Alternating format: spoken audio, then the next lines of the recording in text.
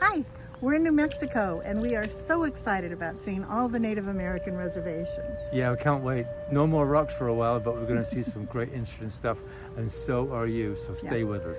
You'll find out our trip didn't start out quite as planned with this next little bit. What did we do today? We went to 3 places that were closed. Mesa Verde. Mesa Verde wasn't really closed. We had just been there so many times. This is one of our favorite places to visit. It is also the best example of cliff dwellers in the area. But we had no idea that there were so many examples of cliff dwellers around the Four Corners area that we were excited to see other places. Actually, most of the area cliff dwellers can tie their roots to the Anasazi that lived in Mesa Verde. We went to the Ute Reservation to see the visitor center on Ute Mountain, closed.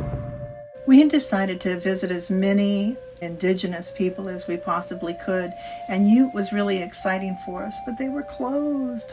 They did have information posted on the tribe outside the building, but it wasn't the same as talking to someone live.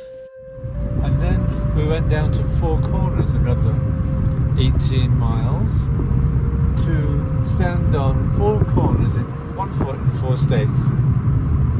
No, $8 per person to do that. Not paying that. Not paying that. Done it before. We've been going to Four Corners for years and never had to pay to get in. The Navajo tribe has taken back the area and decided to charge a fee to get in, which is actually too bad because you can go in, there's lots of arts and crafts and food like fry bread, which is so good. And now we're on our way to? Another monument. Canyons of the Ancients. Oh, Canyons of the Ancients. The road to the Canyon of the Ancients was dry and dusty, but most of the places here are dry. The drought has been so long. One great advantage to taking this road was to see the wild horses. They were everywhere, and the babies. Canyons of the Ancient covers 176 acres, containing 6,000 ancient sites. So this is one of the highest known density archaeological sites in the United States. Because of the time of the day, the heat of the day, and my limitations for hiking, we decided to take the Little Ruin Canyon Trail. Okay, so this building is called Hovenweep Castle. What's amazing, these structures were built in the 1200s, and the technology they used was quite remarkable for this time period here in the US. There's Boulder House there to our left. That is built into a boulder. Quite amazing. Rob and I were totally fascinated with the door under the mountain. So reminded us of The Lord of the Rings.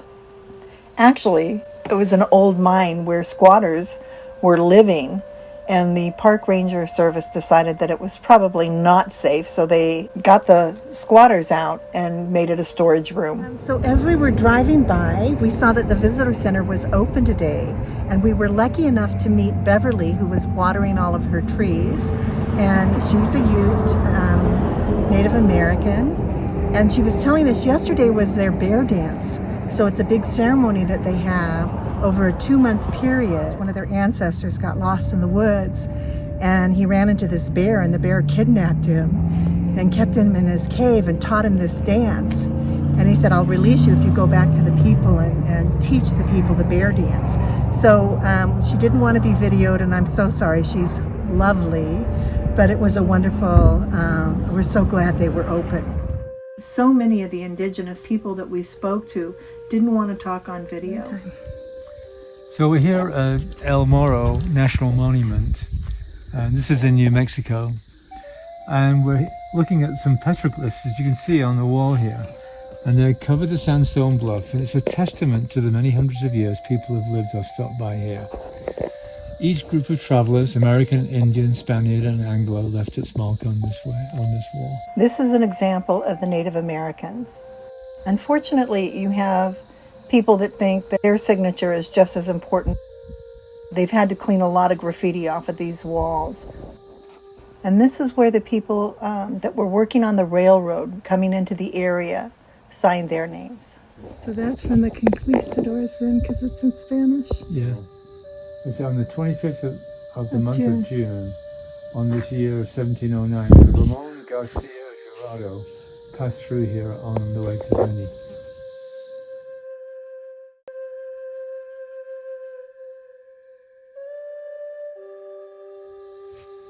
This is one of my favorite inscriptions. Right next to all the railroad men that came through in the 1800s building the railroad going through this area, you have a conquistador that came through in 1592. Zuniland was one of the most interesting places that we visited. They had a really active visitor center, tours that you could take, classes you could take on Zuni cooking, how the art of Zuni jewelry. They're such an artistic community. So enjoyed our time here. So Zuni is actually a pueblo. This is something I didn't know.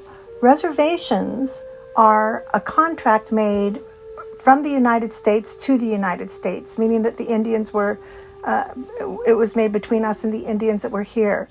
A pueblo is a contract that was made between the United States and Mexico.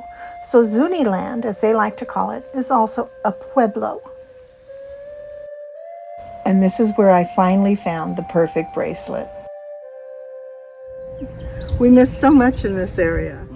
Snow Canyon State Park, Antelope Canyon, Canyon de Chelly, Chaco Cultural National History Park. We're going to have to come back. Yeah.